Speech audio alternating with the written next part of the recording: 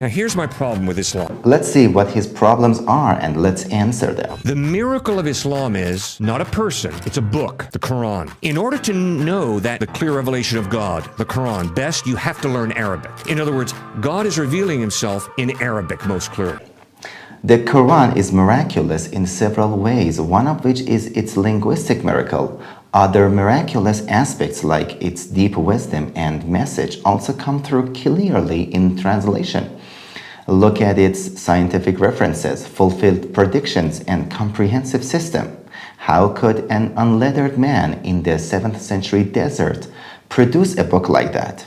The miracle of Christianity is not a book, it's not the Bible. It's Jesus Christ, the person who is God in human form. How can an infinite God become a finite human being? Plus, modern biblical scholars point out that the Gospels were written decades later by anonymous authors, so not every word can be directly traced back to Jesus. Second difference is, Muhammad came with a sword, and let's be honest, it was not pretty for North Africa and for Europe what the Muslims did. And one of the largest churches in the 2nd and 3rd century was in Egypt, and that church got slaughtered. So, Muhammad came with a sword.